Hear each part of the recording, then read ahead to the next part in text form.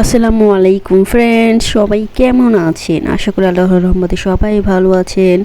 ডাব্লিউ.এস নাফিসা ইসলাম চ্যানেলে সবাইকে স্বাগতম। সবাই কেমন আছেন? তো দেখুন, আজকে আমি পাস্তা রান্না করলাম। পাস্তা বা মাকরুনি যেটাই বলেন না কেন, তো আরবিতে এটা মাকরুনি বলে এখানে আর কি।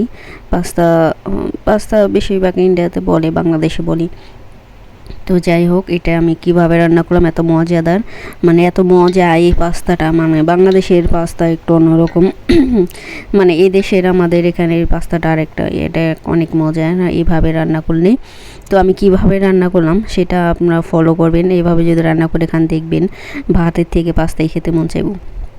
তো এই পাস্তাটা আমি সিদ্ধ করে নিয়েছি, দেখুন সিদ্ধ করে পানি ঝরাতে দিয়েছি, নামিয়ে দেখুন ধোয়াতেছে। তো ধোয়ার জন্য ঘোলা ঘোলা লাগে ভিডিওটা। তো যাই হোক, যে আমি কিভাবে রান্না করি সেটা একবার ফলো করবেন, দেখবেন বাচ্চারা বেশি পছন্দ করবে এটা, যাদের ঘরে বাচ্চা আছে। তো দেখুন, এটা পাস্তার প্যাকেট, এখানে ওই আরবিও লেখা আছে দেখুন। তো এখানে লিখুন যে লেখা আছে এমারাতে মাকরুনি।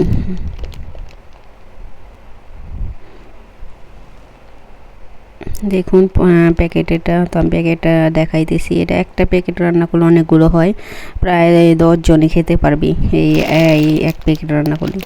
তো আমরা বেশি করে রান্না করে রাখি, যখন ইচ্ছা তখন খাওয়া যায় আর কি।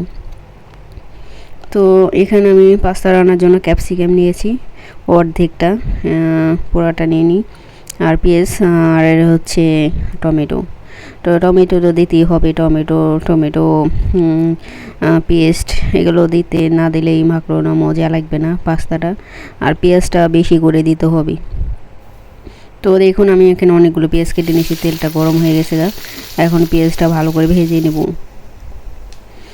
আর এইখানে ক্যাপসিকাম টমেটো কেচে আমি টমেটো ছিলে নিয়েছি, মানে সিলকাটা মোটা, তো সিলকা থাকলে ভালো লাগে না, এই জন্য আমরা টমেটোটা একটু সবসময় ছুলেই খাই, উপরে চামড়াটা ফেলে দিই। আর ওটা হচ্ছে একটা মশলা, এটা ইয়ের মশলা, মানে মাখরুনির এক্সট্রা মশলা থাকে, এটা মশলাটা দিলে অনেক মজা হয় আর টেস্টি, মানে মুখের মজা জন্য। তো আমি অল্প একটু হলুদ দিয়ে দিলাম দেখুন। আর পেঁয়াজটা ভাজার পর আমি টমেটোটা আর ক্যাপসিকামটাও ভেজে নেব ভালো করে। আর এখানে আমি সব মশলা দিয়ে দিলাম, মাখরুনির যত মশলা আছে ওখানে মশলার ভিতরে জিরে গুঁড়ো, ধনে গুঁড়ো সবই আছে। তো আর এখানে দিয়ে দিলাম টমেটো। তো টমেটো কাঁচা দিয়ে দিলাম দেখুন, টমেটো সস দিয়ে দিলাম। টমেটো সসটা দিলে মানে অনেক কালারটা অনেক সুন্দর আসে। তো দেখুন, আমি সব কিছু একটু পানি দিয়ে ভালো করে এখন সব মশলা কষিয়ে নিতেছি। ভালো করে এই মশলাটা কষাতে হবে, বা যাতে মানে এখানে সিদ্ধ হয়ে যায়। একটু পানিটা বেশি দিবেন, নিয়ে অনেকক্ষণ কষাইতে হবে এই মশলাটা।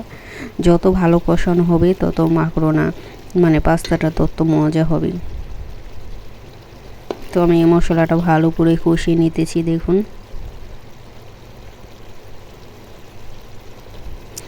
মশলা যত কষাবেন তো ততই ভালো লাগবে। তো দেখুন, আমি এখানে এখন পাস্তাটা দিয়ে দেবো। মশলা কষানো হয়ে গেছে, আমি পাস্তাটা দিয়ে দিলাম। এখন ভালো করে মশলার সাথে মিক্স করে নিব।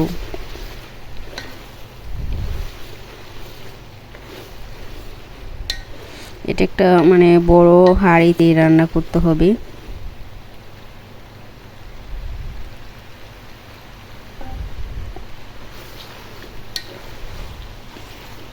বড়তে হাঁড়িতে রান্না করলে কি মানে লাড়তে চাড়তে সুবিধা হয় একটু, মানে এটা তো ভালো করে লাড়তে হবে, লাড়া দিতে হবে যাতে।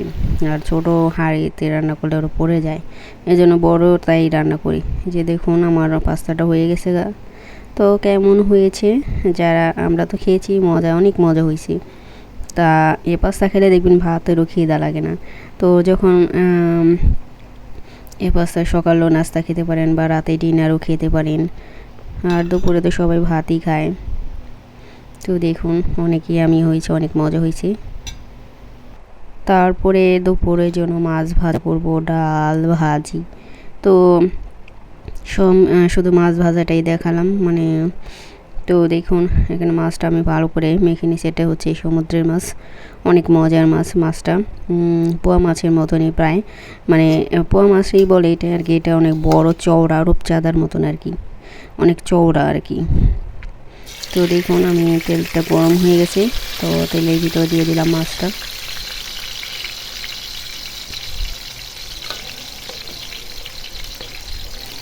মাছটা যেহেতু ফোটে আর কি, এই জন্য পুরোপুরি দেখাবো না ভাজা, তো অল্প একটু ভাজা দেখালাম, আপনাদের সাথে শেয়ার করব।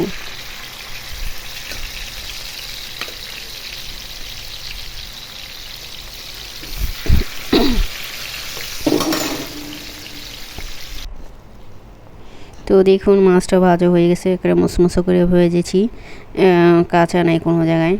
তো এভাবে এই মাছটা ভাজা খেতে গরম গরম ভাত দেওয়ার সাথে ঘি আর পেঁয়াজ ভাজা আর শুকনো মরিচ ভাজা, জমে যাবে বা জাস্ট এভাবে খেয়ে দেখবেন। গরম ভাতের সাথে ঘি নেবেন, আর মাছ ভাজা বা মুরগি ভাজা, যে কোনো ভাজাই হোক আর কি, ঘি দিয়ে এই ভাজা খেতে, আর সাথে পেঁয়াজ থাকবে বা মরিচ, যারা ঝালকান মরিচ নিতে পারেন সাথে, দেখবেন গরম গরম ভাত দিয়ে খেতে খুবই খুবই মজা। তো এইভাবেই খাই আমরা মাছ যখন ভাজি, তো ঘি দিয়ে মাছ ভাজা আর হচ্ছে সবজি তারপরে এই যে দেখুন, এটা বাংলাদেশে থাকতে যখন বেড়াইতে গেছিলাম এক জায়গায় ঢাকায়, তো সেখানে আমি গাড়ির থেকে ভিডিও করেছি। তো সবাই দেখতে থাকুন, পুরো ভিডিওটা দেখবেন প্লিজ।